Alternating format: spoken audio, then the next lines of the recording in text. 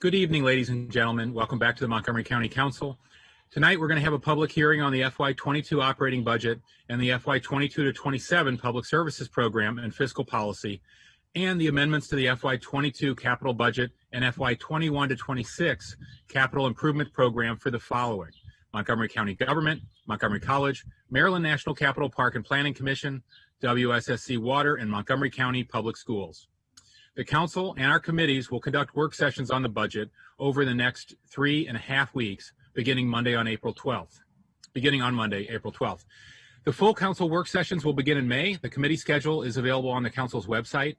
Ms. Kennedy, if you wouldn't mind, could you introduce the speakers for the public hearing? Good evening, everybody. Some brief directions before we begin tonight. We do have a lot of speakers this evening, and everybody is allotted 2 minutes for their testimony. We will be keeping time, and we are a little bit lenient with the time, but I will have to cut you off if you go too much over. So please be prepared for that. And I'm going to have Lillian Moss translate that in Spanish for our audience. And I also wanted to let everyone know we do have Diana Lavoy with us tonight, who will be providing our Spanish translation. Lillian? Absolutely. Para todas las personas que estarán rindiendo su testimonio el día de hoy, van a tener un tiempo de 2 minutos. Estaremos tratando de darles un poquito más si es que es necesario, pero de extenderse mucho se les cortará el testimonio. Así que lo más aconsejable es que traten de mantenerse dentro de su tiempo de 2 minutos. El día de hoy tenemos a la señora Diane Lavoy, quien va a estar interpretando a todas las personas. Se les pide que por favor den su testimonio en párrafos para poderle dar tiempo a la intérprete de traducir su testimonio. Susan? Thanks, Lillian. Our first speaker for tonight is Chief Edward G. Sherburne. Chief Sherburne, you will have 2 minutes for your testimony, and you may begin as soon as you're ready.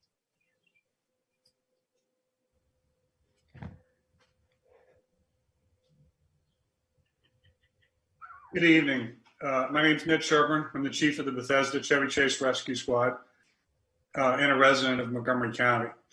I appreciate the opportunity to briefly summarize our written testimony submitted to the council today about an important budget issue for BCCRS.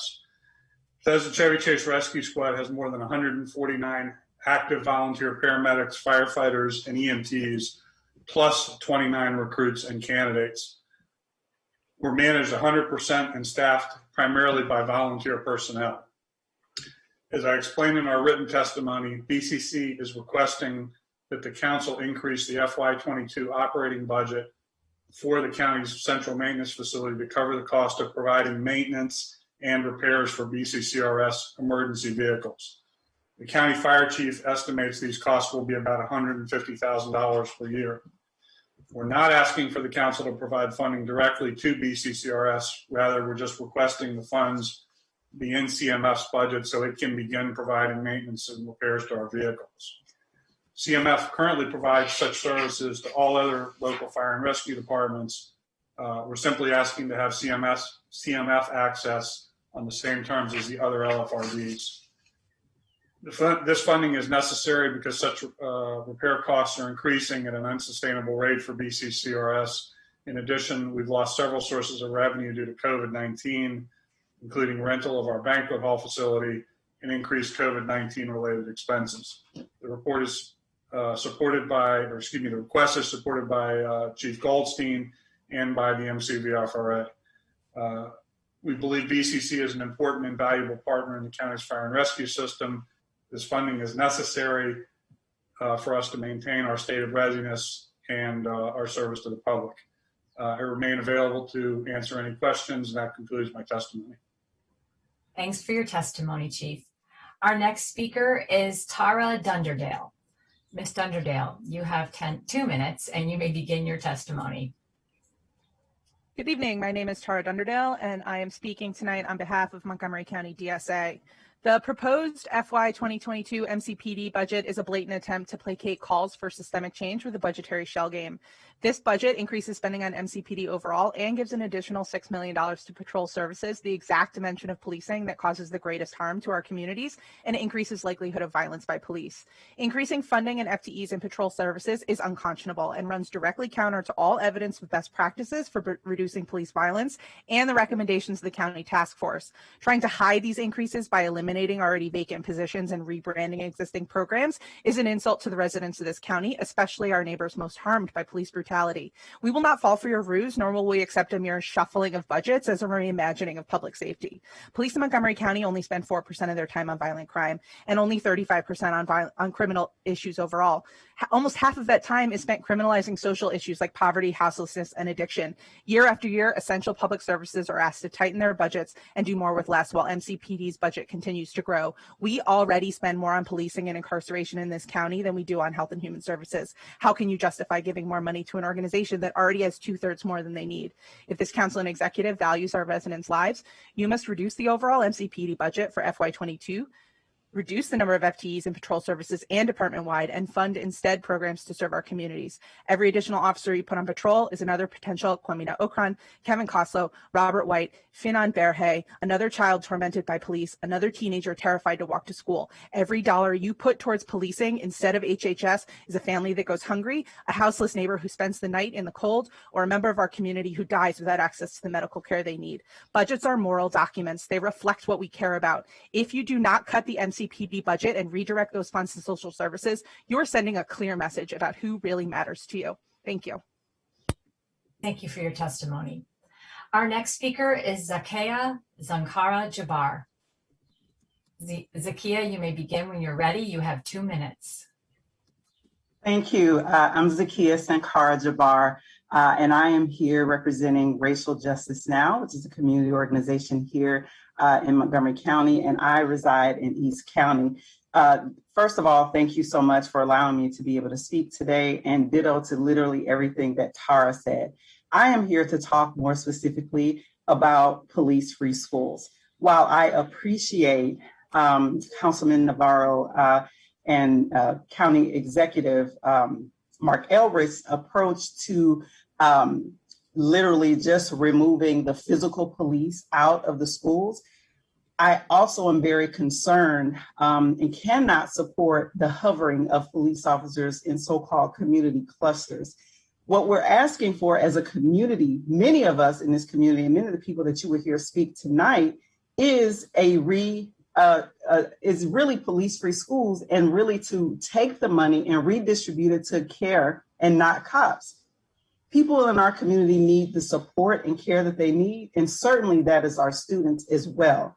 Many parents, many students across this county have been calling for police-free schools since last summer, and I thank Councilman Jawando and Reamer for introducing 4620 to make sure that that happens. However, this amendment is something that I'm imploring all of you not to support. Instead, you could take the money that you're spending on the cops to hover around neighborhoods and actually reinvest that money into restorative justice, to make sure and ensure that we have a restorative justice coordinator in every single MCPS school, elementary, middle, and high school. And you can also invest it into culturally competent social workers and other counselors and not cops.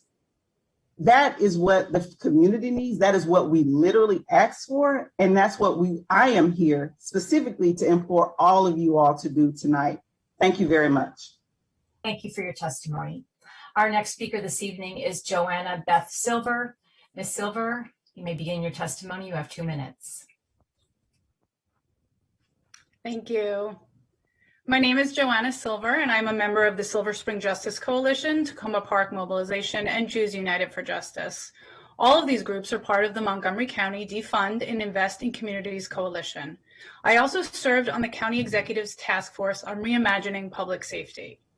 Both the Defund and Invest Coalition and the task force call for a harm reduction approach to public safety, and both recognize that the primary way to reduce harm is to reduce unnecessary interactions between police and the public. We have such painful examples, many on video, of the harms caused by police in our county. We saw it once again this morning in Tacoma Park. Abuse, violence, and death resulting when armed law enforcement officers confront members of our community. This council cannot delude itself into thinking that we can train our way out of this, and we absolutely cannot throw more money at it. Just yesterday, Chief Jones had the gall to ask for more money because his internal affairs officers cannot handle 5 or 6 cases a year. This is a division that received a complaint about the abuse of a child by police officers and then waited 8 months to interview the officers involved. That division does not deserve a dime more of our money. Chief Jones had the gall to ask for more money because nor should the council give our police department more money to make sure we know what they are doing through robust and transparent data collection. The task force report contains many recommendations that would reduce the need for officers and support a decreased police budget, reducing traffic enforcement and actually ending the SRO program, but also measures like prohibiting pretextual stops, requiring the issuance of citations instead of arrests in citable cases, and ending the time-consuming practice of police officers acting as the agents of private property owners. I ask this council to pass a budget that reduces the harms caused by police by reducing the size of our police force while investing in proactive, positive measures such as affordable housing, good paying jobs, childcare, mental health services, restorative justice, and educational supports. That is what will keep our county safe. Thank you. Thank you for your testimony. Our next speaker will be Zully Pineda. Ms. Pineda, you have 2 minutes and you may begin when you're ready.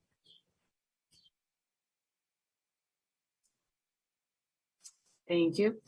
Hello, my name is Zully Pineda, and I'm a member of Young People for Progress, and I'm here to request that the council allocate funds for more mental health and or restorative justice coordinators in schools, specifically a licensed clinical social worker in every high school. I'm a first-generation Salvadorian American. Growing up, I attended Montgomery County Public Schools and now work for MCPS as a paraeducator at Northwood High School. Mental health services have always been a growing need in our communities, especially now during the pandemic. Students are experiencing increased stressors and therefore need more accessible mental health support. As the data has shown, Black and Brown and low-income communities are at a higher risk of contracting the virus. This virus has had an adverse ripple effect on our students who have had to take on more adult responsibilities as a result. Black and Brown families who continue to choose virtual learning to reduce their family's risk of contracting the coronavirus continue to get left behind through no fault of their own.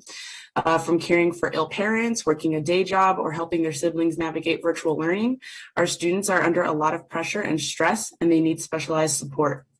Licensed clinical social workers meet this need.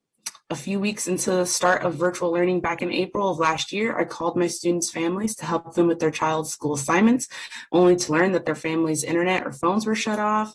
I was dismayed and concerned, but kept working. And when I tutor my students, they are often at home with their siblings or extended family's kids, making it hard to have a strong internet connection, let alone a space to concentrate.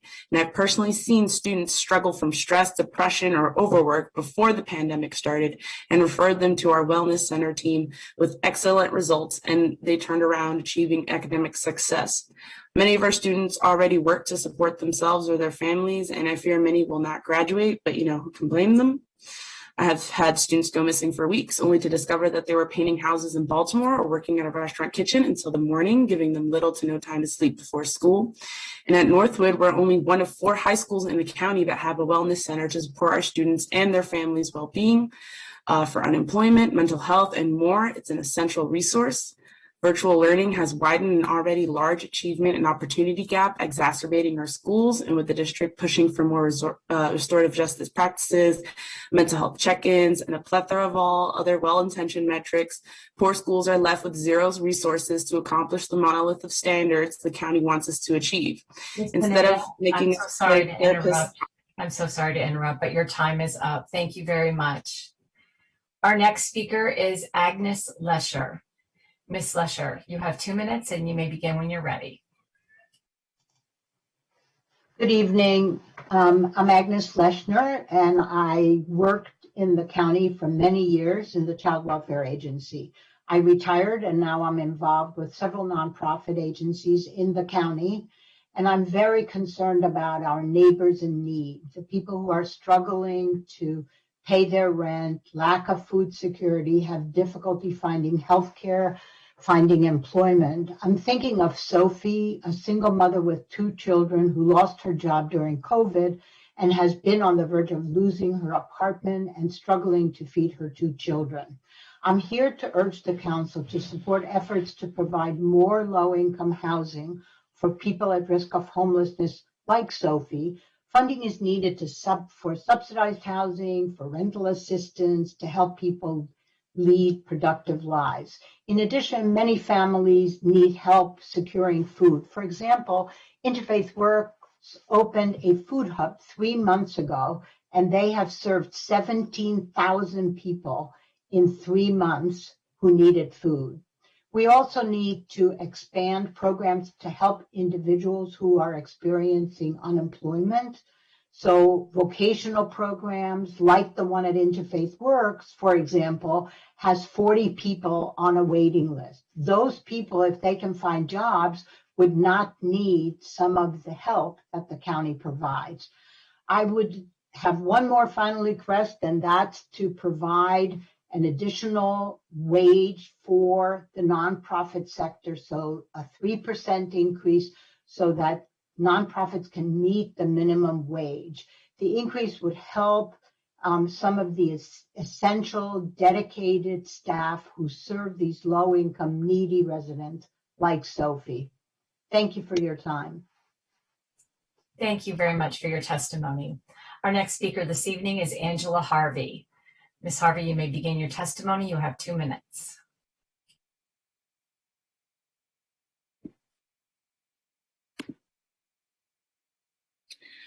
Hello, my name is Angela Harvey. I live in the 3rd Council District in Gaithersburg. I am testifying as a constituent and a member of the Community Advocacy Committee at Interfaith Works. As the county prepares for a post-pandemic economy, it is important to take steps to ensure an equitable economic recovery for all residents. Here are a few budgetary items I would like to express being in favor of. Working with community partners to end the digital divide to enable residents and students from low-income households to have adequate access to computers, technology, and the internet. The targeting of federal COVID relief funding to low-income households living in highly impacted zip codes, and that racial equity be a priority for vaccine distribution. I am in support of the Housing Justice Act bill in order to take more steps to decriminalize homelessness. A mandatory cap on the percentage of rental increase that landlords can charge. An increase in the maximum rental assistance program grant from $200 to $400. Expanding housing options for the formerly homeless and African American returning citizens due to the disparity in rates of incarceration and involvement with the justice system. An increase in the minimum SNAP benefit from $16 to $30. Inflationary adjustments for HHS contracts to be 3% so that nonprofits are able to pay their staff a living wage.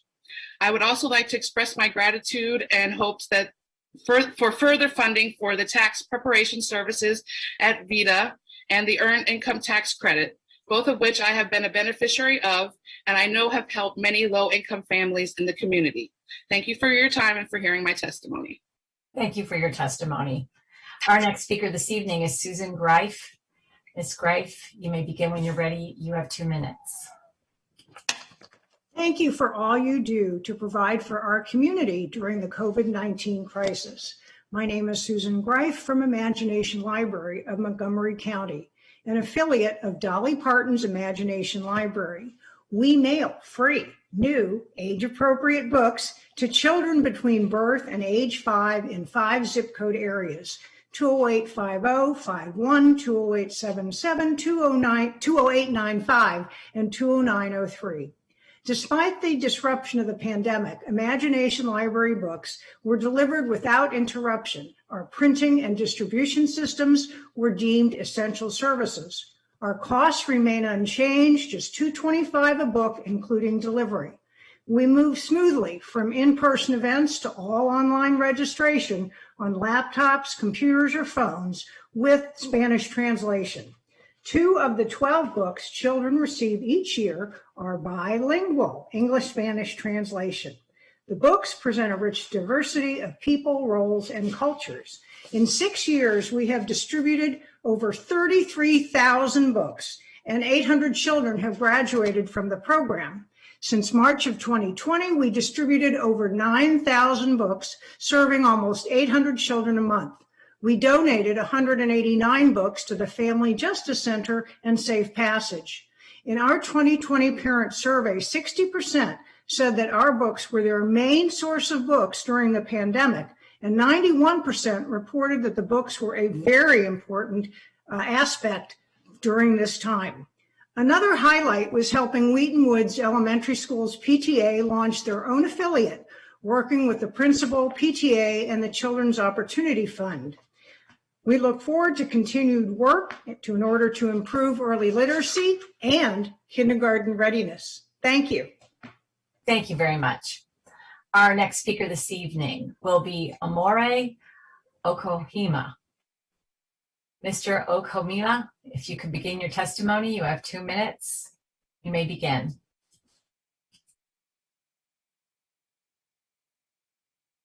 You're unmuted. You need to be unmuted, please, sir. Thank you very much. Good evening, and thank you for permitting me to testify today. My name is Amore Okamina, and I serve as the Administrator of Adolescent Services at the National Center for Children and Families, NCCF, located in Bethesda, Maryland. I am a licensed attorney and child advocate with over 15 years of experience in both direct practice and the administration of child education, child welfare, and human services. My testimony is in support of the Council's efforts to address youth homelessness and to further the progress that is already being made in this area. While I am pleased to note that the county has begun to give due attention to youth homelessness, I do want to stress that there is still much important work to be done. Mainly, I would like to emphasize a critical need for more funding and more urgency around this issue. And I would like to ask that this council provides sufficient resources to adequately accommodate the specific needs of homeless youth as we recover from the pandemic. The achievements of NCCF's current and former clients highlighted in their personal testimonies that you heard yesterday, these are but a small slice of a much, much bigger picture. In the last 2 years, NCCF's Future Bound Transitional Housing Program served 22 homeless youth, with 100% of eligible graduates completing high school, and 10 youth moving on to securing their own stable housing. What homeless youth need and what we are providing is a transition, not just a shelter. Homeless youth require a developmentally tailored transition into productive, tax-paying adulthood, a transition to self-sufficiency and economic viability. These young people deserve an opportunity to survive on their own, to support stable families, to create generational wealth. To address these challenges, it is imperative that the council prioritize strategic allocations that advance tailored supports to aid homeless youth in transition across all of our county systems. A one-size-fits-all approach to youth homelessness simply misses the mark. Instead, it constrains their individual ability to be self-sufficient and virtually assures that these disproportionately poor Black and brown youth will spend more of their lives being dependent on public systems. My testimony today is in support of the council's funding of interventions that are individualized, culturally specific, economically focused, and trauma-informed in order to ensure that we divert more youth from homelessness. Thank you. Thank you very much, sir. Our next speaker is Rachel Sierdatsky. Ms. Sierdatsky, you may begin your testimony. You have 2 minutes. Hi, my name is Rachel Sierdatsky, and I am a proud member of Young People for Progress. I have lived in Montgomery County my whole life. I would like to call upon the County Council to decrease the Montgomery County police budget and increase funding into resources that support the mentally ill and disabled here in Montgomery County. I was diagnosed with autism spectrum disorder when I was 12 years old. I've also been diagnosed with major depressive disorder or clinical depression. In August 2020, I went through some suicidal ideations. I was going off my medications that I'm supposed to take in order to treat my depression and regulate my emotions. I reached out to a friend about these feelings, and he did what he thought was best for me and called the police. I was struggling and I needed an intervention. That same night, 3 police officers knocked on my door. They had called an ambulance to come take me to Suburban Hospital's behavioral health unit. I was hysterical that night. Being off my meds, I was unable to regulate myself and control my emotions. I was and still am terrified of the police, so the more the police officers interacted with me, the more upset I became. They failed to de-escalate the situation. Eventually, I did get into the ambulance and ended up spending about a week at the hospital. MCPD is unequipped to deal with mental health crises of this nature. They made it worse for me that night. The only reason my friend called the police on me that night was because he didn't have any other option. He was worried for my safety because I had expressed my thoughts of suicide to him. This isn't the only time the police have been called on me when I was having a mental health crisis. I support the county executive's budget proposal to fund mobile crisis units made up of mental health professionals to respond to mental health crises instead of police. It's a good first step, but we need even more mobile crisis units than what was recommended to cover the whole county. Hopefully by 2023, that can be accomplished. I also urgently ask that the police budget be decreased. Law enforcement has no place getting involved in this kind of sensitive situation. It should be taken care of by professionals who are adequately trained to do so. Police do not have that kind of in-depth background on mental health. It's time we stopped criminalizing people for what they can't help. I was lucky that I was taken to the hospital that night because that's what I needed. However, there have been times when I've been out in public and had a mental breakdown and police were called. I was at risk of arrest just because I wasn't acting normally. This isn't right and it isn't fair for the many people in this county who are also mentally ill but have the added pressure of being a person of color. Montgomery County needs to invest in more mental health and disability support for its citizens overall. Mr. Radsky, I'm so sorry, but your time is up. Thank you so much for your testimony. We really appreciate it. Our next speaker this evening is Naomi Nim. Ms. Nim, you have 2 minutes. You may begin when you're ready. Good evening. I represent the Silver Spring Justice Coalition and lead its mental health committee. We appreciate that the county will soon have 3 crisis units and maybe 3 more next year. However, this incremental approach is not commensurate with the urgent need to prevent harm by police against mentally ill residents, just as Rachel just told us, and to provide the best standard of care to everyone experiencing a mental health crisis. Under the proposed level of staffing, mentally ill residents will still be at risk of police harassment and violence when they call for help. Not until the county can assure all residents, especially all Black and Brown and immigrant residents, that they will be safe from harm in a mental health crisis, will this council have fulfilled its responsibility. As long as police fill the gap in staffing mobile crisis teams, Black, Brown, and immigrant residents will not trust that they can call for help even in dire circumstances. The Silver Spring Justice Coalition urges you to reallocate funds from MCPD to fully fund timely mental health crisis teams 24/7 throughout the county. Invest in a cahoots model that is attuned to the demographics of our county. Hire many more licensed mental health staff that are bilingual and steeped in cultural humility and knowledge. Bring on a core of bilingual peer support specialists and outreach workers. Establish a dedicated mental health crisis hotline staffed by bilingual mental health professionals. Invest in a multilingual public education program, and develop a crisis response advisory group comprised of impacted individuals. Finally, the mobile crisis team should be thoroughly assessed and all data made available to the public. When police are relieved of mental health duties, lives are saved and costs for policing are significantly reduced. We urge you to commit now to put the safety of all residents front and center and fully fund all aspects of mental health crisis response in the upcoming budget. Thank you very much. Thank you for your testimony. Our next speaker this evening is Heather Bruskin. Ms. Bruskin, you have 2 minutes. You may begin as soon as you're ready. Thank you. Good evening. My name is Heather Bruskin, and I'm the Executive Director of the Montgomery County Food Council. Thank you, Council President Hucker and the County Council, for considering community voice in the annual budget process. The Food Council urges County Council to maintain the significant progress and momentum of the county's pandemic food security response by sufficiently funding continued operations for the many critical direct service food access organizations in our community.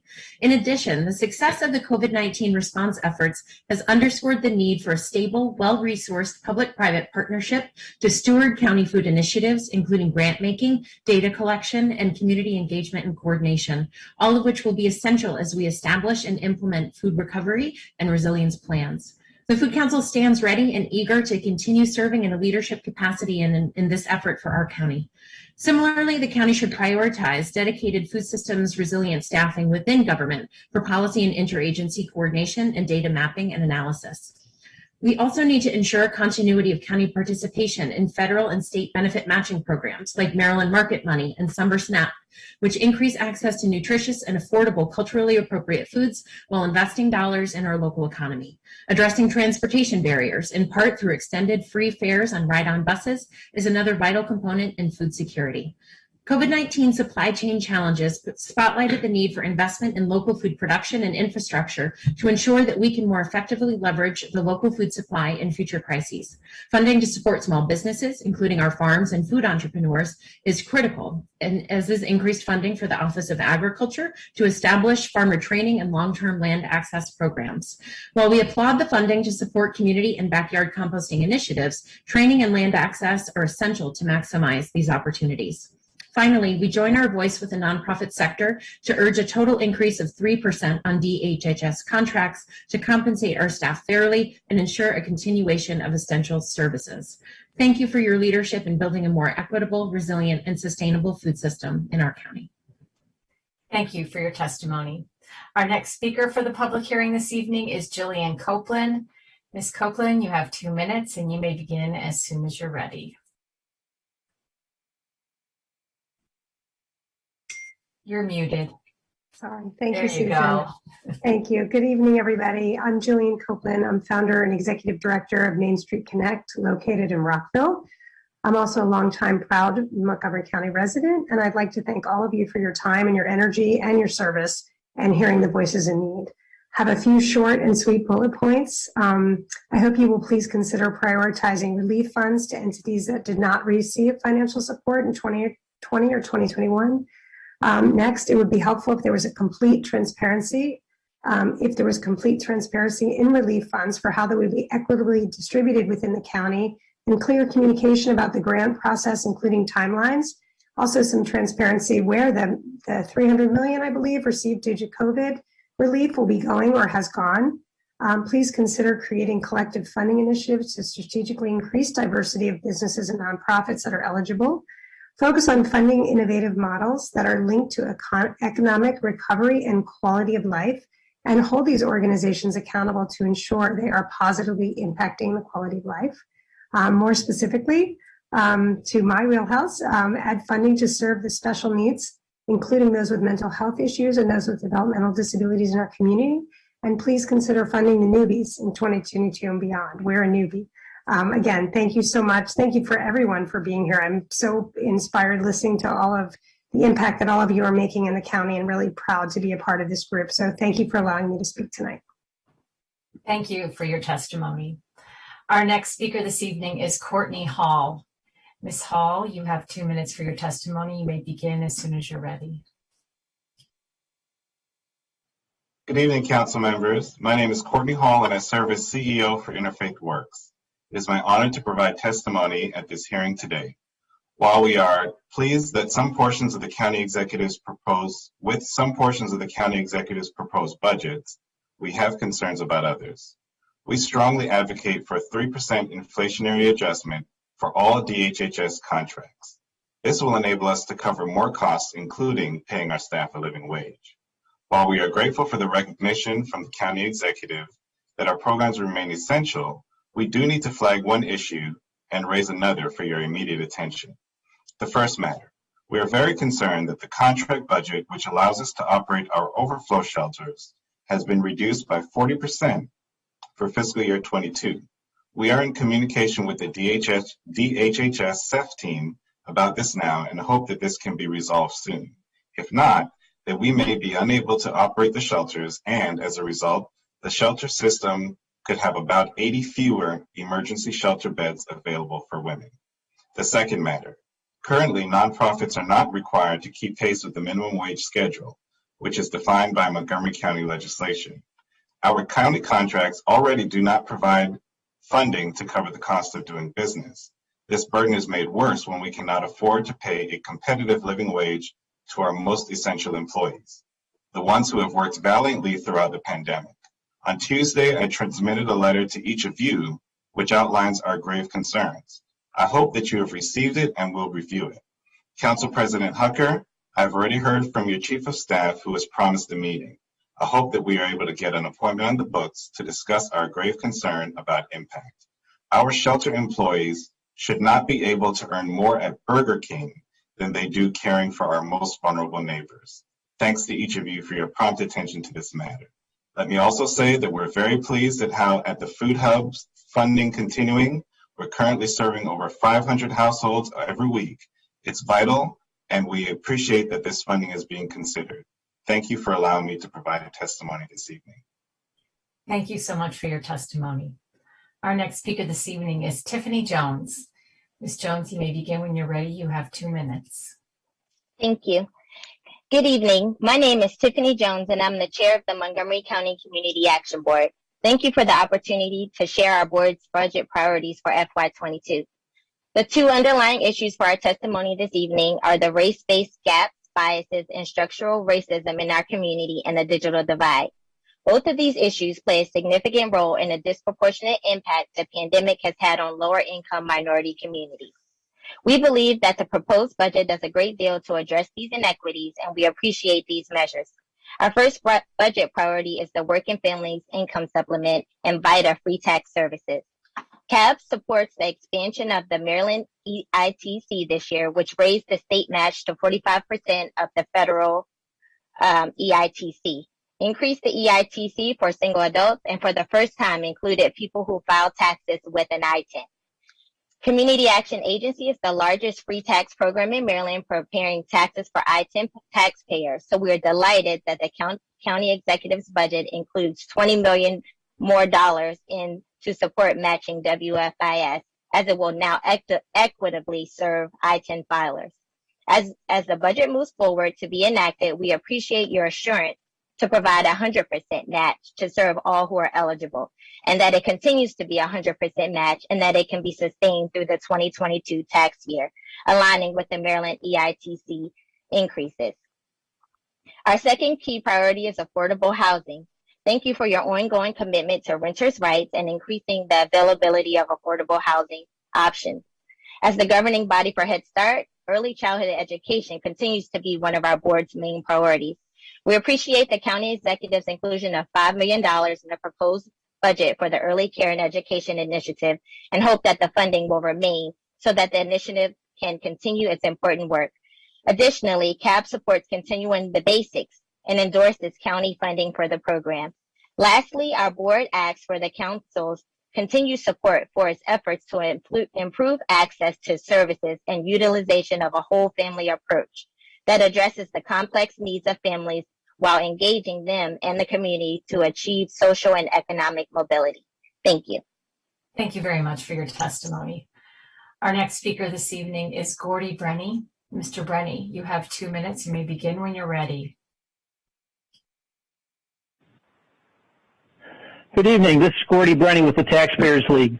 This budget squanders the $204 million federal rescue on inefficient and ineffective programs, hurting our poorest residents the most while enriching employees with above-market compensation increases, and fails to fully fund reserves and our employee retirement trust. Also, adding 83 positions is an ill-advised use of this one-time funding, and increased spending in the face of uncertain revenue projections may require spending cuts next year.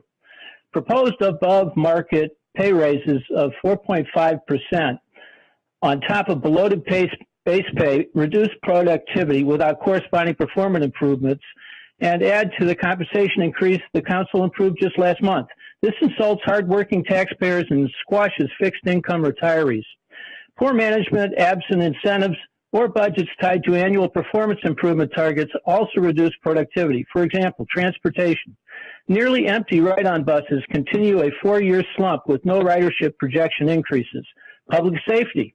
911 call center response delays and staffing increases are not tied to innovative process improvements. Create a spin-off organization similar to Fairfax's to incentivize performance, innovation, and cost controls. Also, the bloated police investigation division has a mediocre closure rate per employee. MCPS. Summer classrooms will be nearly empty with no new interventions tied to achievement gap reduction targets. Hold the budget to MOE and reduce the bloated 45% overhead to increase instruction for at-risk kids. Lastly, WSSC. Above market rate increase for this monopoly is largely devoted to replacing lost revenues, not making spending cuts, and there's no public analysis of why sewage and teleworker consumption shift revenues were lost or how this will be fixed to avoid insolvency and a taxpayer bailout. A record low budget for vital large diameter pipe and large valve replacement is a time bomb. Thank you very much. Thank you for your testimony. Our next speaker this evening is Lindsay Coused. Ms. Coused, you have 2 minutes for your testimony. You may begin when you're ready. Thank you for having me. My name is Lindsay Coused, and I am in my 3rd year working at Every Mind as a hotline specialist. I previously worked for a suicide prevention hotline in New York City. Every Mind is a proud and engaged member of nonprofit Montgomery, and we respectfully request a 3% increase to all nonprofit county contracts. Many of you know we provide supportive listening for individuals and crisis prevention. One of our many roles has been lightening the load on county emergency services. For example, in July, I answered a call from a local police officer who was asked to complete a wellness check. He knew he would not be able to get to the individual quickly enough due to a particularly overwhelming Saturday. I sat on the phone with the person at risk for an hour until paramedics arrived. Our hotline helps everyone in our community, from those with minimal financial means and family support to those with ample resources. In October, I spoke to a young man who had lived with severe depression his entire life and had been released from the hospital just a few days earlier after suicide attempt, one of many in his life so far. He had a clear plan to kill himself. I thought seriously about sending the police, but he was adamant that he had no intention of returning to the hospital. Further, he was in quarantine after testing positive for COVID-19. This young man had grown up with every form of support imaginable. It had helped him, but that night it wasn't enough. I was able to de-escalate the situation and keep him safe without involving the police. Our work on the hotline is constantly impacted by current events. This summer, I spoke to a local woman in her 30s experiencing a severe schizophrenic episode. She needed to go to the hospital and was desperate for the police to come, but also extremely frightened as she was Black, and we were in some of the most intense moments of the Black Lives Matter protests nationwide. I sat with her on the phone until police arrived, guided her on how to answer the door, and spoke to the empathetic officer myself to help facilitate a positive interaction. Call specialists on the hotline help keep people out of the hospital, out of police cars, and alleviate the burden on family members and others in the community. Over the past year, the demand for our services has maintained a sustained volume increase of 12%. With this increase, we are still missing 27% of incoming call volume. Our FY22 goal is to meet current community demand by funding the hotline at approximately $1.8 million, which translates to a current funding gap of approximately $1.2 million. We ask for the council's support in closing this hearing. Thank you. Thank you for your testimony. We appreciate it very much. Our next speaker this evening is Burke Ermintrout.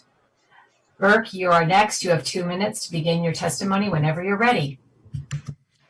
Hi, my name is Burke Ermintrout, and I live in Silver Spring. Thank you for taking the time to listen to testimony on the proposed FY22 operating budget.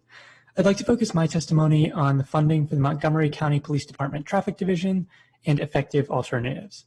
It is essential that all residents of Montgomery County feel safe and that the county delivers on measures that actually make Montgomery County residents safer. With regard to traffic, the framework for accomplishing that is Vision Zero, and splitting traffic safety responsibilities between MCPD and the Montgomery County Department of Transportation is inefficient and ineffective as we pursue Vision Zero. In particular, as the county increases automated traffic enforcement through cameras, it should decrease the number of sworn officers. The county executive's proposal in this budget to eliminate 9 currently unfilled positions from MCPD's traffic division is a good start, but further action is required to align with the recommendations of the Reimagining Public Safety Task Force. As the task force suggests, we should scale up automated traffic enforcement with the purpose of decreasing the number of officers on the road carrying out in-person enforcement. We know that officer interaction with civilians and traffic stops can quickly escalate to a tense or even dangerous situation. So when we have a revenue neutral, effective alternative like traffic cameras, it seems obvious to scale down in-person enforcement and shift to automated enforcement instead. In addition, all collision data efforts should be transferred to MC.dot. MC.dot is much better positioned to identify and implement lasting, effective solutions that address the root causes of traffic incidents, including reducing speed limits and implementing traffic calming designs. Placing a police car on a certain street can act as a Band-Aid, but we will never reach our Vision Zero goals without real solutions. MC.dot is better positioned to provide those lasting solutions than the MCPD Traffic Division, and this budget should go further to reflect that. Thank you. Thank you for your testimony. Our next speaker this evening is Lorna Ford. Ms. Ford, you have 2 minutes and you may begin when you're ready.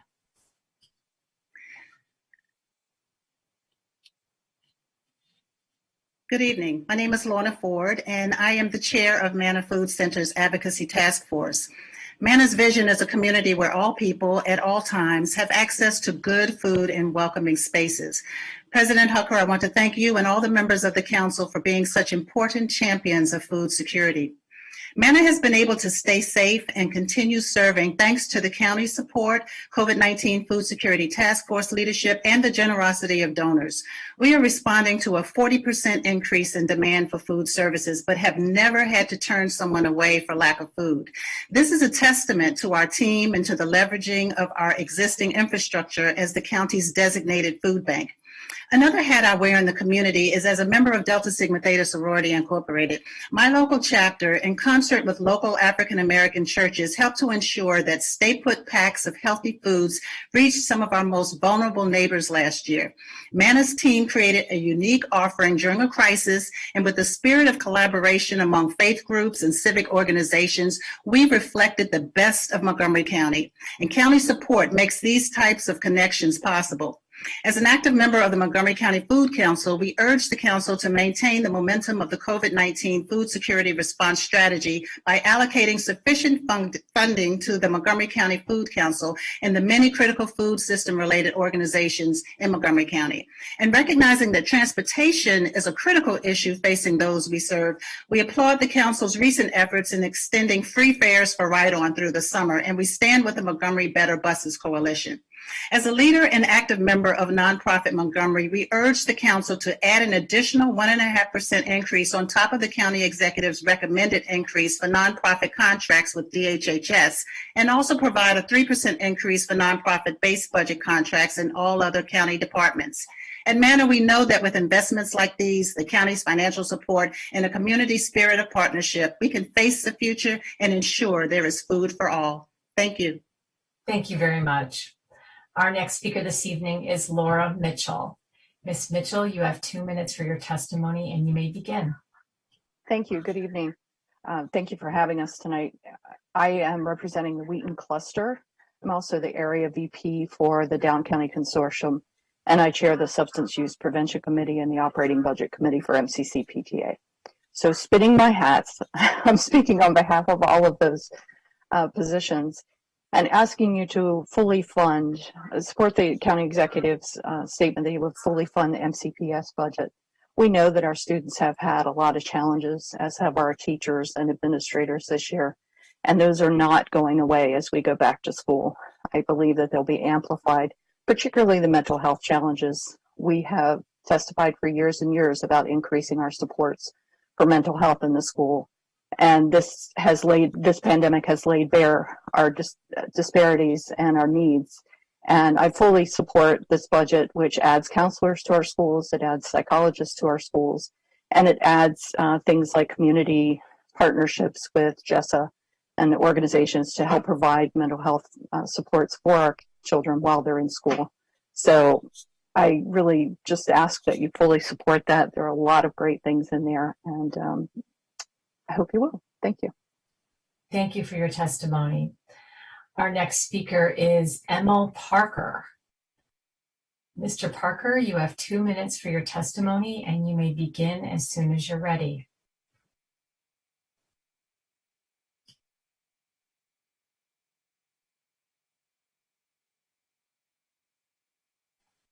Hello, can you hear me? We can. Oh, great.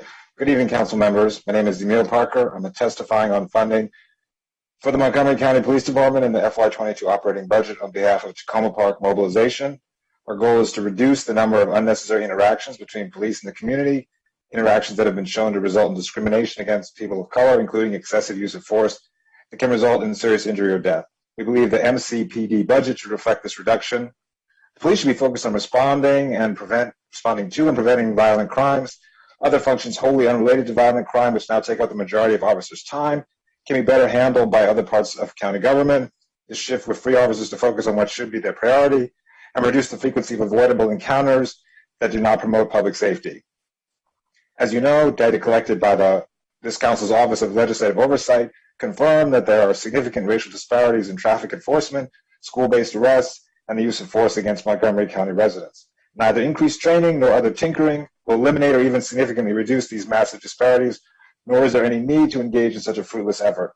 The Reimagining Public Safety Task Force recommends that the county move to fully or expanded automated traffic enforcement through expansion of speed and intersection camera programs and reduce FTE sworn officer positions in proportion to the time they currently spend on in-person traffic enforcement.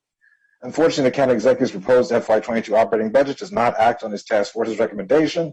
Council should remedy this oversight by transferring the function and funding for traffic enforcement from MCPD to MCDOT and greatly expanding automated traffic enforcement to the extent permitted by state law. Task force also recommends eliminating SRO programs and shifting the funding to youth counseling and development programs.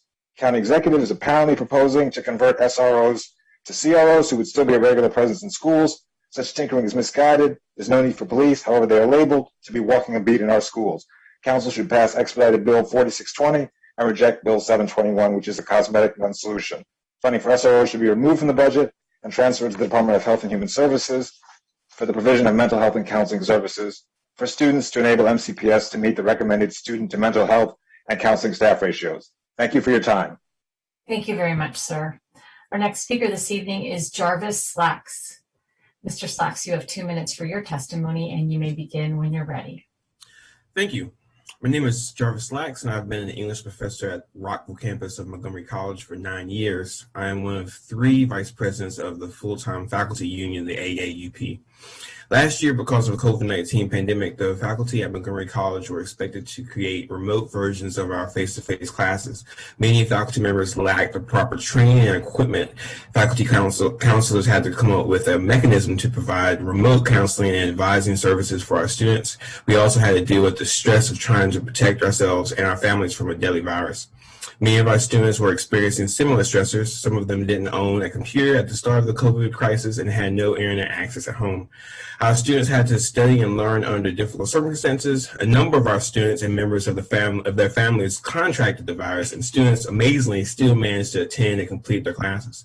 In spite of the challenges, we did what we could to help our students financially. The full-time faculty donated $150,000 of our EAP funds to the Student Emergency Fund to help students who were not eligible for CARES Act funding. For the past year, we have continued to adapt, serve, and educate our students. Now we need you to do your part and support our administration's FY22 operating budget request. We have educated many current county employees who are going to get a raise next year: police, firefighters, healthcare workers, and teachers. They are the very backbone of our community. Despite the increased workload, adapting courses, adapting services, as well as dealing with the personal stresses and sacrifices we experience, we have agreed to no increase in salary for next year. And let me repeat, while other county employees negotiated an increase in salary for next year, we agreed to no increase in salary for next year. We hope that this sacrifice and degree of cooperation is recognized and appreciated by both our administration and the county, because we will be asking and expecting an increase in salary for the full-time faculty for the 2022-2023 academic year. Thank you for your time. Thank you very much. Our next speaker this evening is Link Hoeing. Mr. Hoeing, you have 2 minutes for your testimony, and you may begin. Members of the council, our community appreciates the approval of the major construction project for a new Poolsville High School. We believe 2 critical elements of the plan for the school have been left out. Without them, we believe the plan is deficient. The current plan does not include a new competition-sized gym that can meet all current and future needs. Our school has as many, and in some cases more, student athletes than other major larger high schools. Our current gym is nearly 50 years old.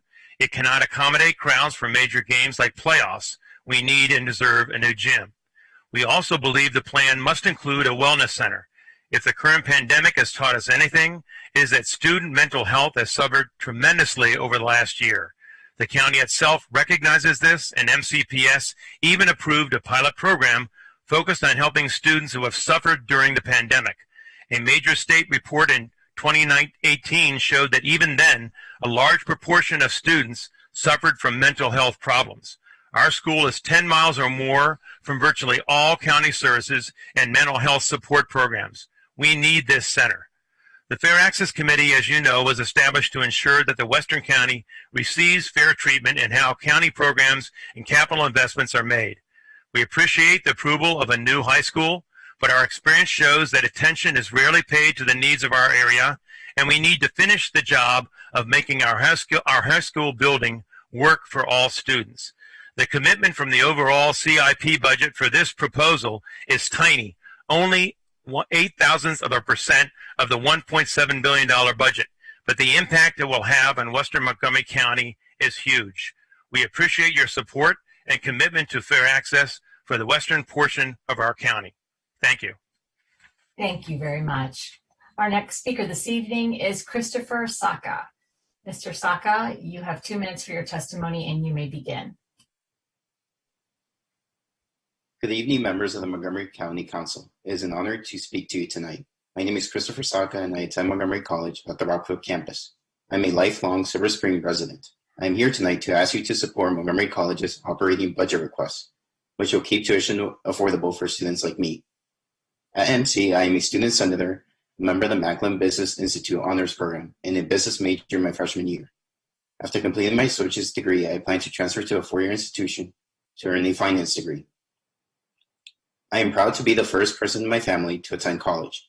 I hope to use my education to work for an international organization like the World Bank. I chose to attend MC because of the college's affordable tuition. Like many of my fellow students, without MC, I would not have been able to pursue a degree. College would have been out of reach for me. Now more than ever, MC students are in desperate need of keeping tuition affordable, or many will have to cut their college aspirations short. Due to the pandemic, many of my peers are in much greater need, as they have lost their jobs and are unable to pay rent or even buy groceries. MC has worked tirelessly to help students with emergency financial aid, laptops, and food. With your continued support, the college can keep meeting the needs of its students. It can keep tuition affordable. Thank you for your long-standing support for my college, which has ensured that countless students can pursue their passions and has empowered the next generation of leaders in our community. We need your continued help. I ask you to please help support MC's operating budget request so that students like me and those I represent can afford the education they need. Thank you for your continued support in my home, Montgomery College. Thank you so much for your testimony. Our next speaker this evening is Michael Delong. Mr. Delong, you may begin your testimony. You have 2 minutes. Thank you very much. Good evening, members of the council. My name is Michael DeLong from the Montgomery County Young Democrats. Thank you for hearing our testimony. We appreciate all your work on the budget for 2022. And the COVID-19 pandemic is hopefully receding, but its impacts are still being felt. And the least fortunate among us have been very hard hit. We urge you to use the budget to assist them. The $6.7 billion budget is an excellent step toward this goal. We're very pleased that it fully funds the Board of Education's request for $2.8 billion and has $312 million for Montgomery College. We also strongly support the additional programs to help low-income people, especially the extra $20 million for the Working Families Income Supplement Program. That's going to double its budget and provide much-needed support to people who are very, very low income. We're also pleased about the lens of racial equity. And the budget proposal also includes a bunch of promising measures to protect the environment, additional staff for climate change protection, vehicle and building electrification, and community outreach. But it is not enough. Climate change is a huge problem and it grows more serious with every passing year. We need stronger measures to rapidly shift from fossil fuels to renewable energy and more investment in public transportation. The housing crisis is another serious problem. We're glad that the budget is taking steps to address that by providing $61 million for the Housing Initiative Fund. But we also are going to need more housing in general as more people move into the county and our population grows. We also strongly support more mobile crisis teams. We think that police, except in very dangerous circumstances, should not be the first responders in these cases. and that public health and mental health professionals should always be available.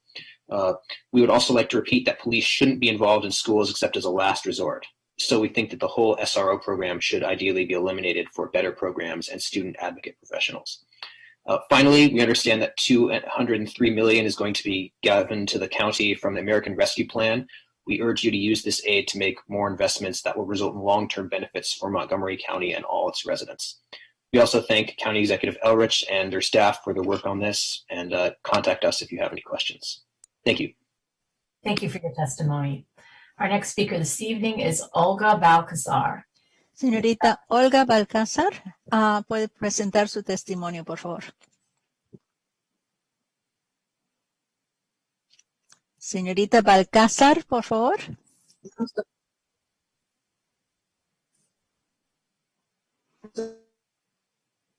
Okay, I'm here. Buenas noches, miembros del Consejo. Primero quiero agradecer la oportunidad que se me ha brindado de testificar frente a ustedes. ¿Continúo o hacen la traducción? Es ok, voy a traducir ahora, pero luego haga párrafo por párrafo o como quiera. Good evening, members of the council. I'd like to thank you for the opportunity that has been given to me to testify here. My name is Olga Balcázar. I've lived in this county for many years. Sé que este condado hace muchos esfuerzos por nuestra comunidad y vivimos agradecidos, pero quisiera pedirles que se considere en el presupuesto de contratación de más organizaciones latinas. I know that this county has made many efforts in our community, and we're grateful. However, I'd like to ask that in this budget we include funding for Latino organizations to provide mental, physical, and emotional health services to our Latino population. Especialmente en estos momentos que se está viviendo debido a la pandemia. Espero que se considere mi petición. Especially in these days when we're all dealing with this pandemic, I hope you'll consider my request. Nuevamente quiero dar las gracias a todos ustedes por su preocupación por nosotros los residentes. Somos muy bendecidos de vivir en este hermoso condado. Gracias y buenas noches. Again, I want to thank you, all of you, for your concern about we, the residents. We're very blessed to live in such a beautiful county. Again, many thanks and good night. Thank you for your testimony. Muchas gracias por su testimonio. Our next speaker this evening is Christia Gomez. Ms. Gomez, you have 2 minutes for your testimony. You may begin when you're ready. Tiene 2 minutos para empezar su testimonio. Comienza cuando esté lista. Buenas noches, respetables miembros del Consejo. Mi nombre es Christia Gomez. Good evening, honorable members of the council. My name is Christia Gomez. Vivo en la ciudad de Rockville por muchos años. I've lived in Rockville for many years. Quiero aprovechar esta oportunidad para compartir ante ustedes. I want to take this opportunity to share with you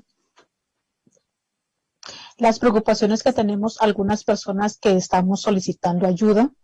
The concerns that some of us have who are requesting help para el pago de alquiler de vivienda.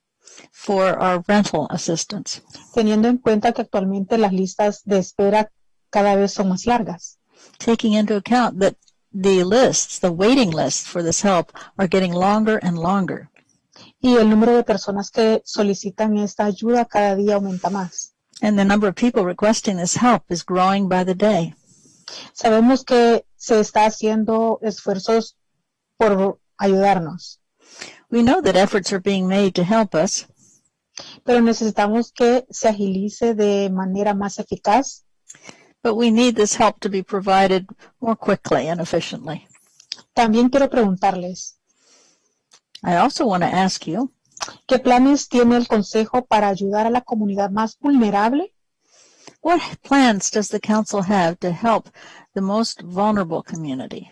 Que ha sido afectada por la pandemia. Who have been affected by the pandemic. Cuando finalice la ayuda por pagos moratorios de vivienda. When this housing assistance ends. Esto me preocupa porque muchos residentes serán desalojados de sus hogares. This worries me because many residents will be evicted from their homes.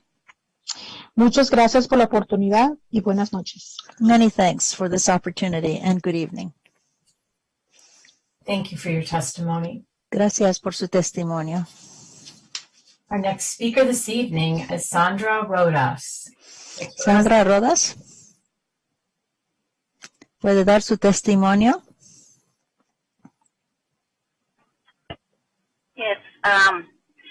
Buenas noches, estimados miembros del Consejo del Condado. Good evening, honorable members of the County Council.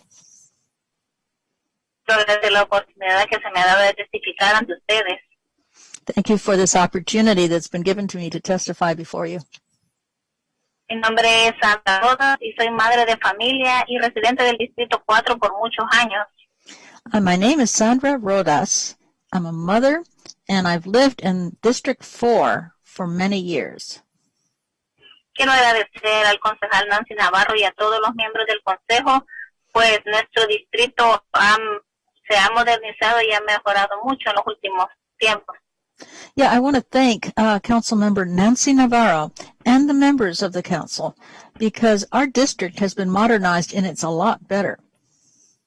Pero quisiera que consideraran desarrollar más programas de deporte donde los niños y los jóvenes participen y que puedan canalizar su energía en actividades deportivas. However, I'd like to ask you to consider developing more sports programs so that children and youth participate and are able to channel their energy into the sports activities. Sé que existen programas de deportes y organizaciones que los promueven, pero es necesario que estén accesibles económicamente para muchos de los residentes, pues en estos momentos los niños y los jóvenes necesitan más actividades de recreación. I know that there are sports programs and there are organizations that promote them, but we need these to be economically more accessible so that more youth can participate in these activities, recreation and sports, to avoid the stress that they find themselves in because of isolation caused by the pandemic. Esto ayudará a aliviar el estrés en el que se encuentran debido al aislamiento debido a la pandemia. Muchas gracias. They're under a lot of stress because of the isolation caused by the pandemic. Many thanks. Thank you so much for your testimony. Gracias por su testimonio. Our next speaker this evening is Patricia Aceituno. Señorita Patricia. Muy buenas noches, honorables miembros del Consejo. Quiero dar las gracias por la oportunidad, más que oportunidad, el privilegio que se me ha brindado. Good evening, honorable members of the council. I want to thank you for the opportunity, more than the opportunity, the real privilege to give testimony.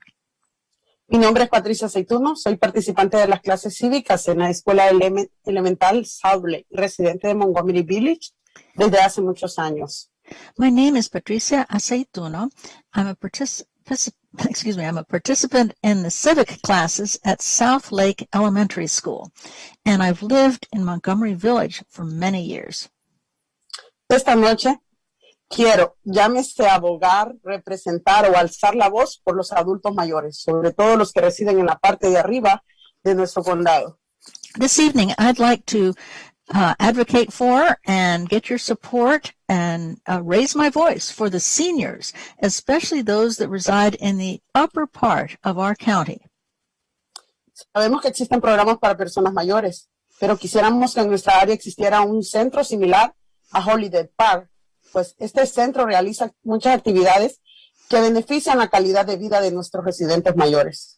We know that there are programs for seniors, but we would like there to be in our area a center similar to Holiday Park, because that center carries out many activities that benefit the quality of life for our older residents. En nuestra área existen muchas personas mayores que se encuentran muy solos, especialmente en nuestra comunidad latina. In our area, we have a lot of older people who find themselves very alone, especially in our Latin American community. Por esta razón, con todo respeto, se apreciaría mucho si se consideraran fondos para este tipo de centros, porque será de mucho beneficio para los actuales adultos y los futuros que le seguimos.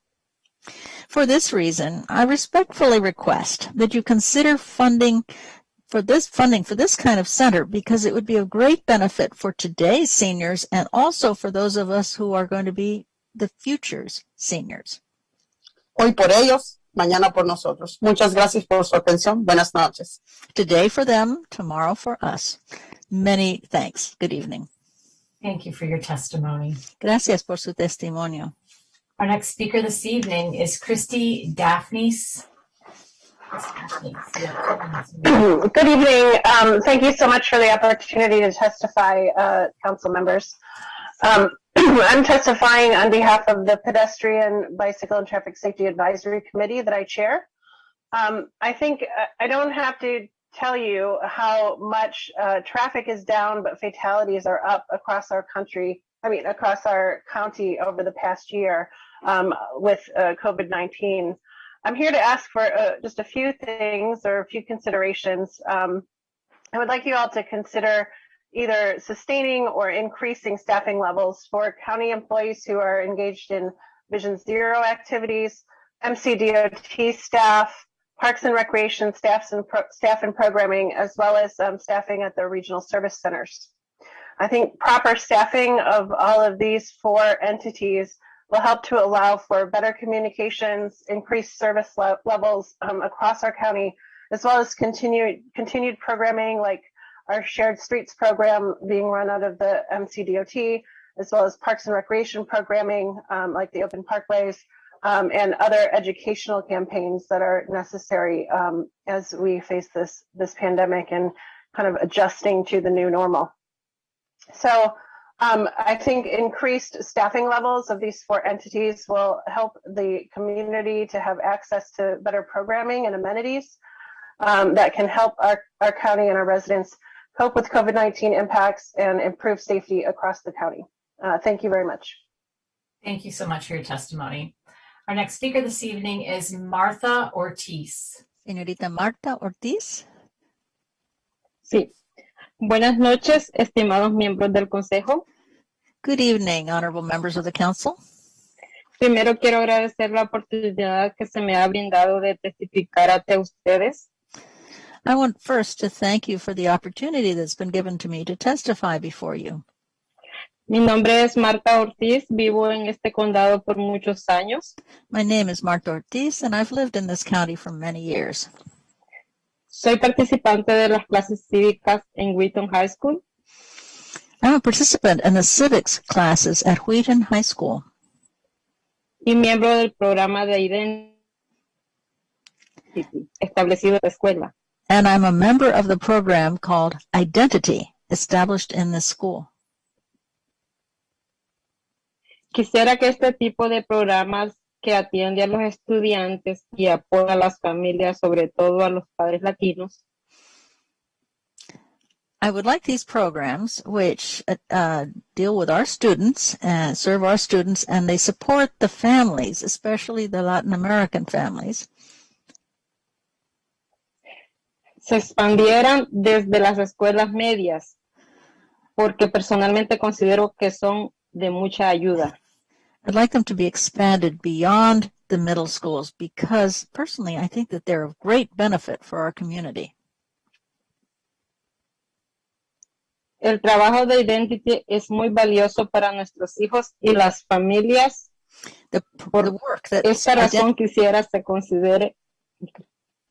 Sigue. Okay. Por esta razón quisiera que se considere incrementar los fondos. Okay, the work of Identity, it's very valuable for our children and for families. For this reason, I would like more funding for para esta organización, para muchos padres y la comunidad sean beneficiados con sus servicios. For this organization, because many parents and the community are benefiting from its services. Agradezco su tiempo. Buenas noches. Thank you for your time. Good evening. Thank you for your testimony. Y gracias por su testimonio. Our next speaker this evening is Paulina Veliz. Paulina Veliz.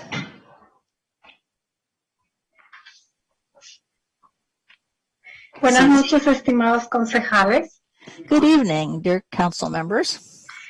Quiero agradecer la oportunidad que se me ha brindado de testificar ante ustedes. I'd like to thank you for the opportunity that I've been given to testify before you.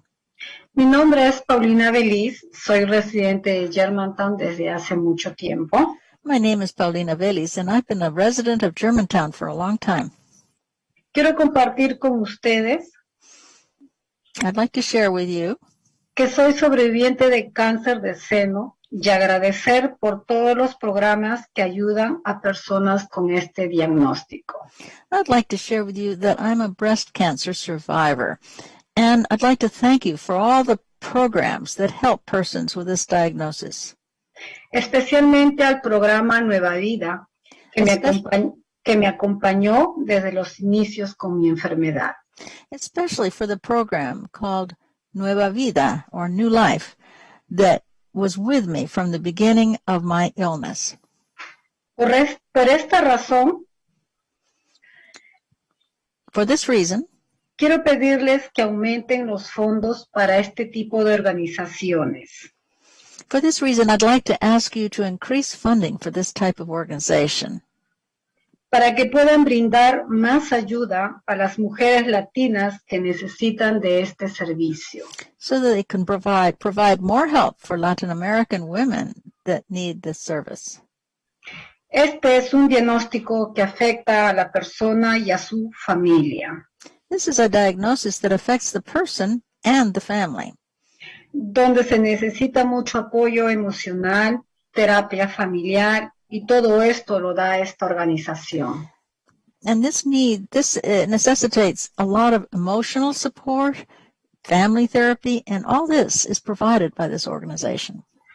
Sé que este tipo de cáncer se está atendiendo, pero deseo pedirles que el Departamento de Salud incremente el mayor número de exámenes de mamografías. I know that this kind of cancer is being attended to, but I want to thank you, and I want to ask that the health department, increase to the extent possible the number of mammography exams, y que sean de fácil acceso para realizarlos. and that these be easily accessible so that they can be done. Será de mucho beneficio para nuestra comunidad, sobre todo en las áreas donde se encuentran la mayor población de mujeres latinas. Yeah, this would be of much benefit for our community, especially in those areas where there's the greatest concentration of women, of Latin American women. Y de esta manera prevenir a tiempo el desarrollo de esta terrible enfermedad. And this would help us address in time the largest number of cases of this terrible disease. Muchas gracias. Buenas noches. Thank you and good evening. Thank you very much for your testimony. Muchas gracias por su testimonio. Our next speaker this evening is Ramada Diop. Ramada, you have 2 minutes for your testimony. You may begin when you're ready. Good evening. My name is Ramada Diop, a resident of Silver Spring. I'm here to advocate for countywide free pre-kindergarten. As a mother of 3 children in Montgomery County, I have had first-hand experience with the impact that early childhood education can have on child development and preparation for kindergarten. When now my 19-year-old was a toddler, my family could not afford preschool. I chose to stay home and took him to libraries for story time and to playgrounds until he was ready for kindergarten. 9 years later, I had my second child. Thanks to a parent that I met at the park, I learned about the Silver Spring Judy Center. I started taking my second son there when he was about 11 months old until he was ready for pre-kindergarten. The difference between my 2 sons was remarkable. Through his experience at the Judy Center, my second son was more socialized, adapted, and prepared for pre-kindergarten. Although I organized play date for my first son and worked hard to provide him with preschool activity, my second son had high-quality early childhood experience at the Judy Center. And when it was time for my second son to enter kindergarten, he was very prepared. He recognized the letter of the alphabet, could have counted to 20, knew his shapes and color and more. To this and his social interaction at the Judy Center made him much more confident and enthusiastic than my first son when he was entering kindergarten. This also gave me the opportunity and desire to go back to school and further my education. I strongly believe that by having free universal pre-K, children who cannot afford a private preschool education would be more emotionally resilient and develop a love of learning at an early age, and also give them an opportunity for socialization that they will not otherwise have. It will also allow the parents to be able to go to work and provide for their family and contribute to the economy. Investing in early childhood education will provide a boost for the community as a whole. Thank you so much for your time. Thank you very much. Our next speaker this evening is Anisha Miller. Anisha, you have 2 minutes for your testimony, and you may begin when you're ready.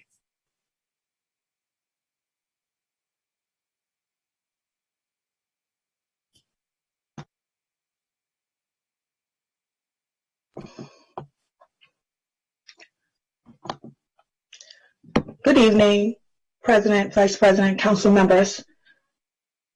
I'm Anisha Miller. I reside in Burtonsville, Maryland, and currently hold a voucher. I work full-time and I volunteer in my spare time in my community. Vouchers strengthen communities and vouchers protect low-income renters.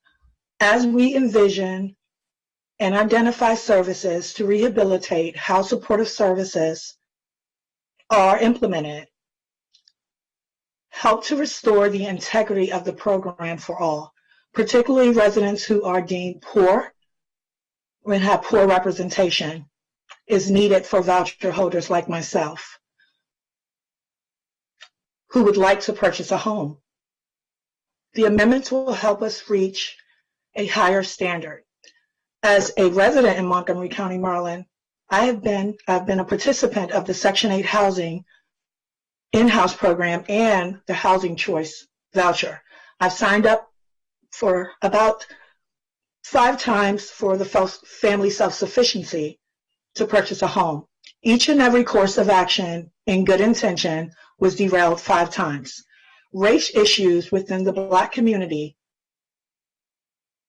need not only reforms, but clear and precise oversight by dealing with the issues of race when it prohibits participants in the program from accessing resources and information.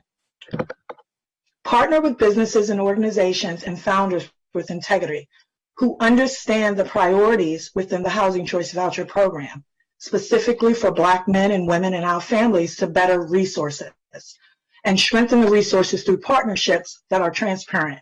Please support the amendments and resolutions for the housing production. Thank you for your time and consideration. Thank you so much for your testimony. Our next speaker this evening is Jacob Newman. Mr. Newman, you have 2 minutes for your testimony, and you may begin.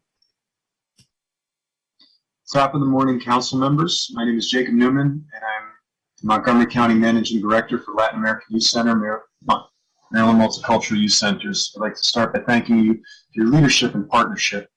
As many colleagues and community members have testified, and you each know intimately, this last year has been devastating for our community. Job and housing loss, food insecurity, violence, racism, and the tolls of social isolation crippled our economy and well-being.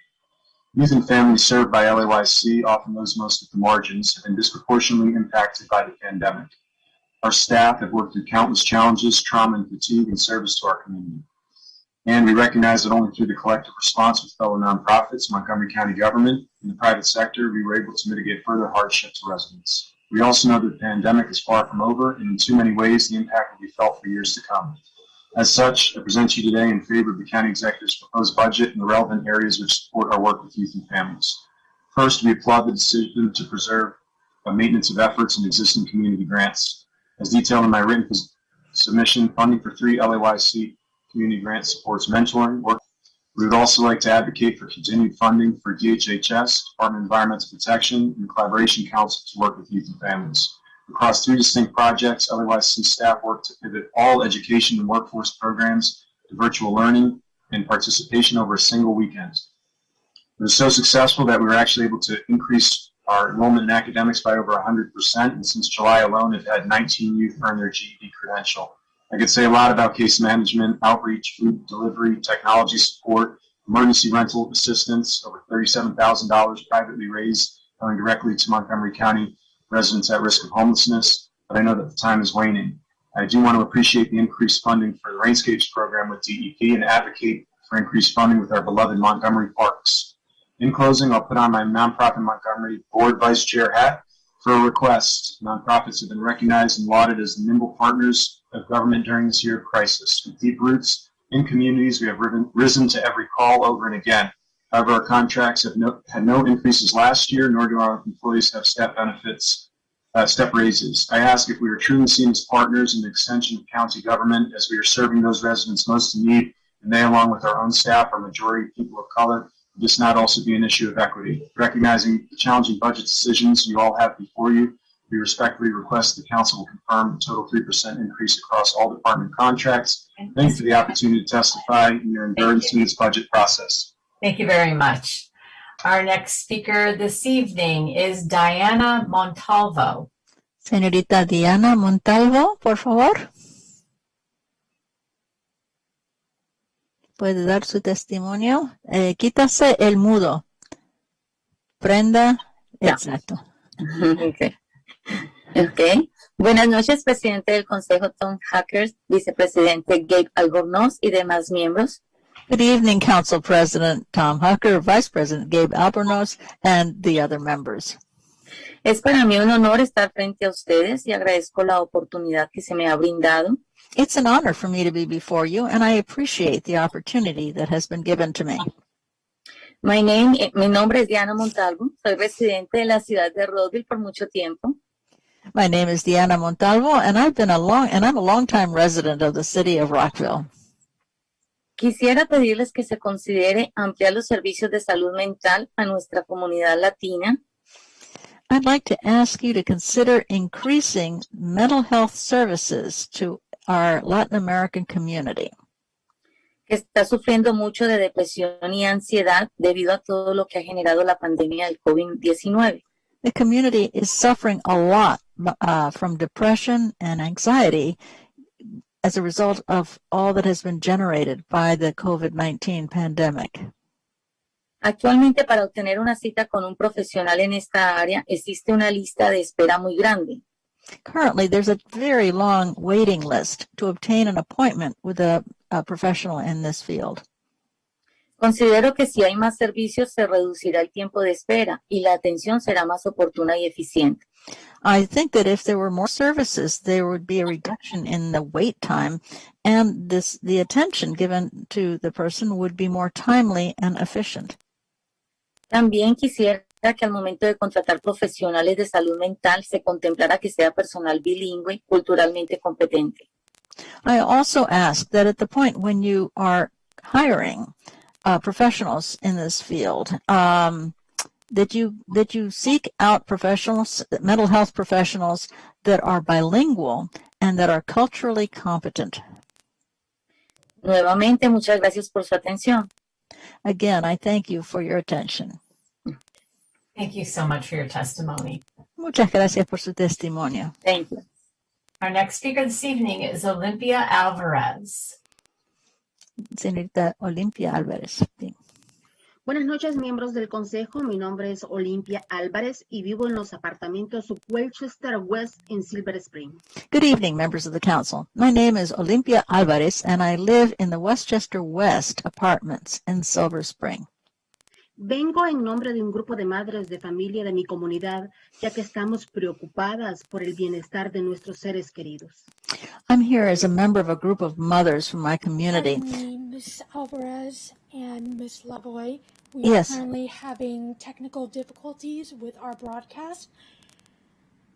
Please stay tuned while we fix this. Se está I teniendo sincerely problemas técnicos. apologize. Vamos a esperar un momento hasta que se resuelve.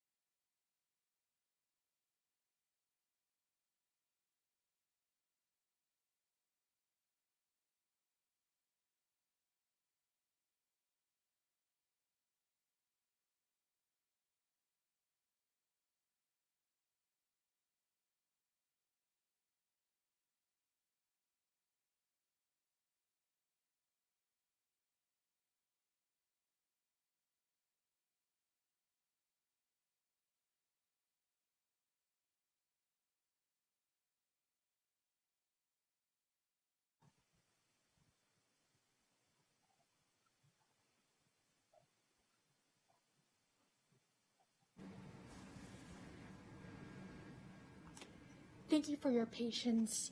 I'm going to begin the countdown again. Vamos a comenzar. 5, 4, 3, 2, 1. Buenas noches, miembros del Consejo. Mi nombre es Olimpia Álvarez y vivo en los apartamentos Welchester West en Silver Spring. Good evening again. My name is Olympia Alvarez, and I live in the Westchester West apartments in the Welchester West apartments in Silver Spring.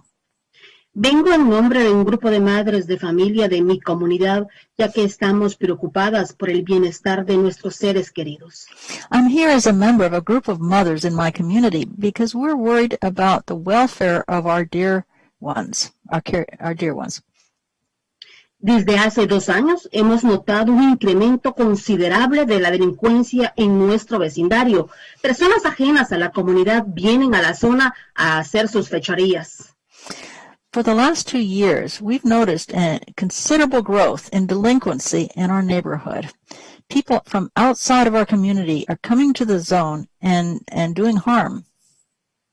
Lo hemos denunciado, pero no ha cambiado nada. Por ejemplo, hace algunos meses asesinaron a un individuo cerca de las oficinas de los apartamentos y desde entonces hay más temor y desconfianza en salir a caminar en el vecindario. We've reported these things, but it hasn't changed at all. For example, a few months ago, they actually they killed an individual near the offices of our apartments. And since then, there's been more fear and distrust in going outside or walking around the neighborhood. Quisiéramos que se asignen más fondos para contratar oficiales de la policía bilingües que vigilen esta área y así sentirnos más seguras. We'd like there to be more funds assigned to hiring bilingual police officers that monitor this area, and that way we would feel more safe. También en la parte posterior de los apartamentos hay un área verde y quisiéramos pedirles, por favor, que consideren la remodelación de este lugar para que nuestros hijos puedan jugar con tranquilidad y seguridad. Sería genial que instalen juegos para niños e iluminación, ya que no existen actualmente. Also, in the back area behind the apartments, there's a green area, and we would like, please consider remodeling this area so that our children can play there safely and peacefully. It would be really great if playground equipment was installed and some lighting, because there's none of that. Agradezco su atención. Muy buenas noches. I appreciate your attention. Good evening. Thank you for your testimony. Gracias por su testimonio. Our next speaker this evening is Lisa Rother. Ms. Rother, you have 2 minutes. You may begin when you're ready.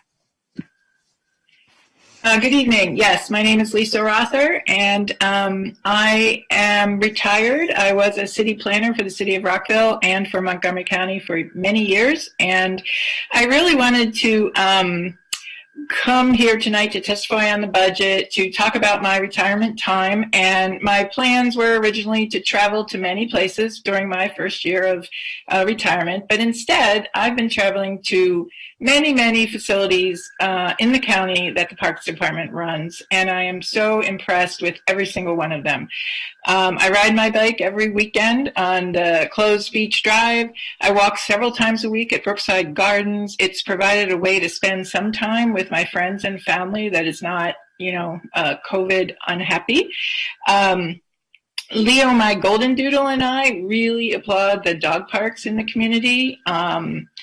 The new Dewey Road Dog Park, if you haven't been there, you should go. It's a very happy, wonderful place, and I think its design is terrific. And what I notice is not only the dog park is well used, but the entire park. There's always families and children and people playing hockey there. There's a hockey rink. It's just fabulous. And the other thing that I would like to say is I use the trails a lot, both in Wheaton Regional.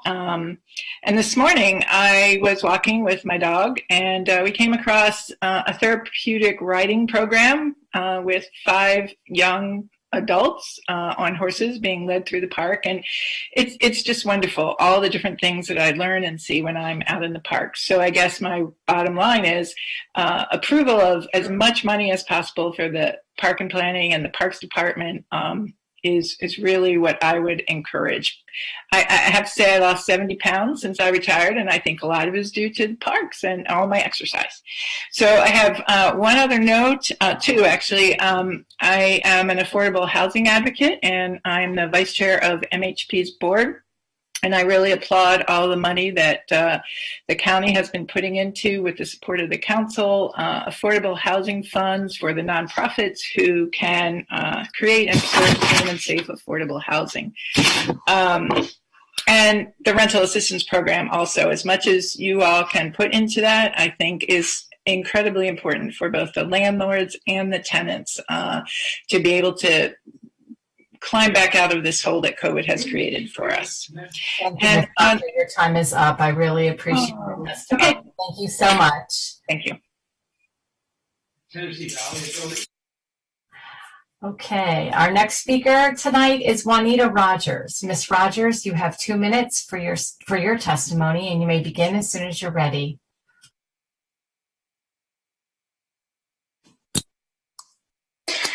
Good evening, President Hooker and members of the County Council. My name is Juanita Rogers, and I co-chair the Victim Services Advisory Board. The impact of the pandemic on victim services provided by HHS Trauma Services, which includes the Victim Assistance and Sexual Assault Program and the Abused Person Program, requires attention. For these programs, the demand for help from crime victims almost doubled when comparing 2019 and 2020 intake data. The board suspects this percentage difference in demand has grown since then, with individuals experiencing continued challenges from the COVID-19 pandemic. The severity of the cases have become more critical, with an increase in homicides, hate crimes, domestic violence, sexual violence, and more reports of strangulations. As facilities such as Safe Passages and the BAK shelter are slowly building back capacity with safe distancing, the staff are preparing for an even greater need for assistance. The increase in demand tracks closely to Montgomery County police reports. In late 2020, the homicide rate went up 167% compared to the same time in 2019. There was a 10.7% increase in rapes as well. Already in 2021, Chief Jones has labeled the significant increase in homicides as a disturbing trend, with 7 homicides in January, which is the most ever in 1 month. There has also been a 40% jump in armed robberies. Enhancing the staffing levels and resources for HHS Trauma Services has been a priority for the board. The pandemic has just exacerbated this need. The board will continue to advocate for increased staffing levels to meet the needs of the community.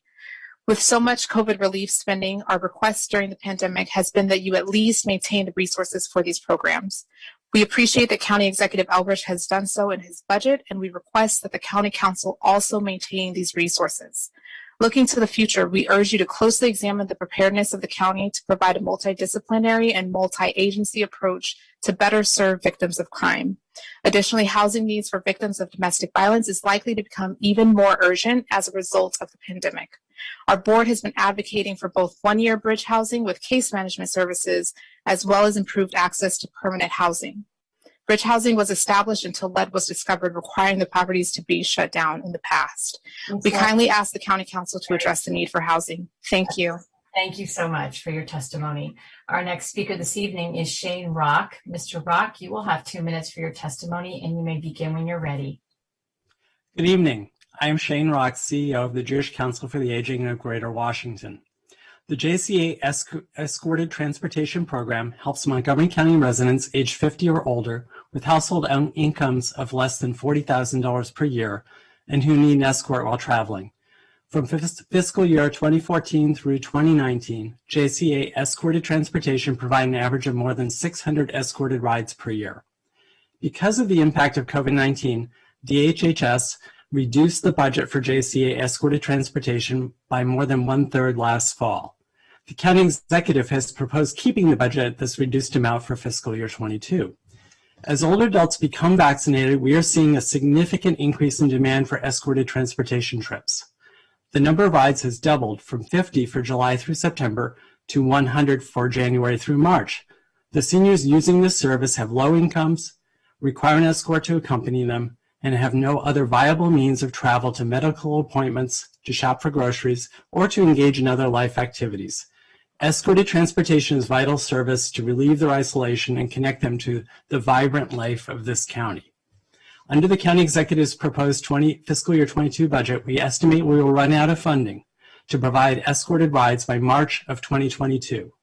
We believe that the county executive's fiscal year 22 budget did not anticipate that the needs for escorted transportation would return to the pre-pandemic levels by the beginning of the fiscal year. We respectfully ask that the County Council add $45,000 to restore the budget to its pre-reduction amount. Restoring this funding will allow us to meet the projected escorted transportation needs of seniors in our community who would otherwise be homebound. We join our peers in supporting Nonprofit Montgomery's call for a 3% increase in nonprofit contracts. Thank you. Thank you very much for your testimony. Our next speaker this evening is Paul Meyer. Mr. Meyer, you may begin your testimony when you're ready, and you will have 2 minutes.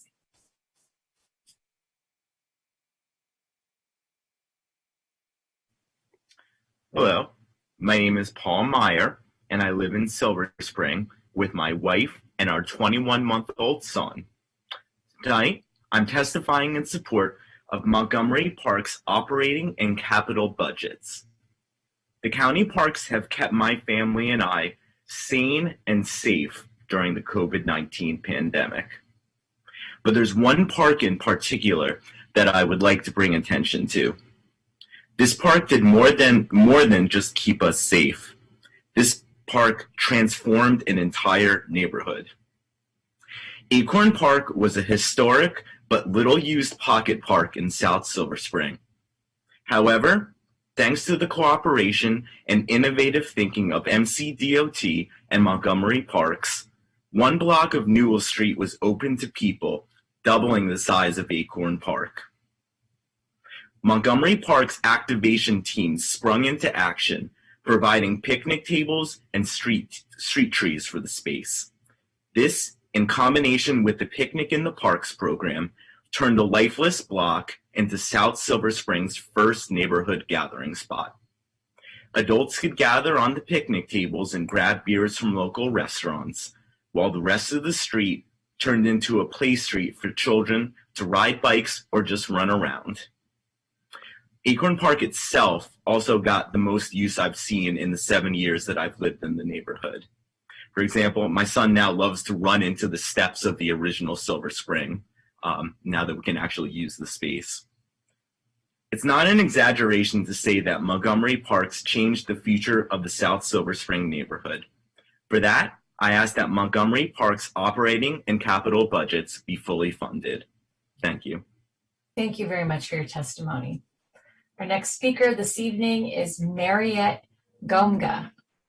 Ms. Gomga, you have 2 minutes for your testimony. You may begin when you're ready.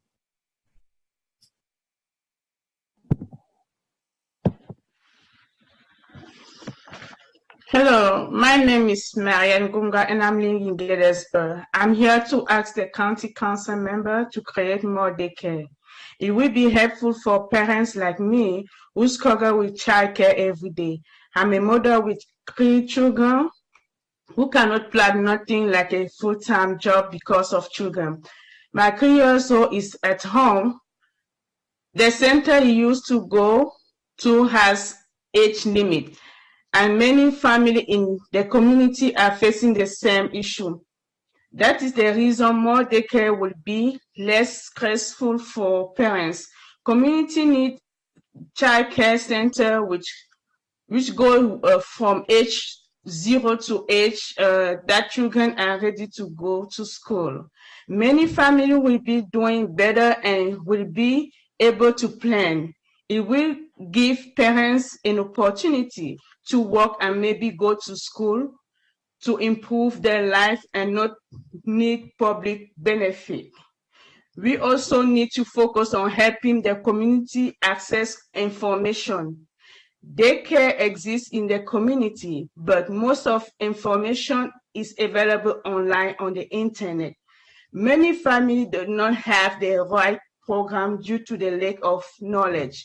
Some people do not know how to find information on the computer. Others do not even have internet because of lack of financial means. beside computer, if we can add another way to have information, it will be better for those who are in need of childcare. The goal is to have a happy community. More daycare and more information are needed in the community.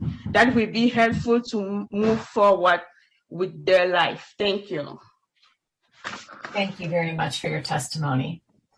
Mr. President, that wraps up the speakers for this evening's public hearing. Thank you so much, Susan, and thanks to all of our speakers tonight. We heard a lot of really powerful testimony, and we're going to take it all into consideration as we put together the budget. Thank you all so much. We'll see you again soon. Stay in touch.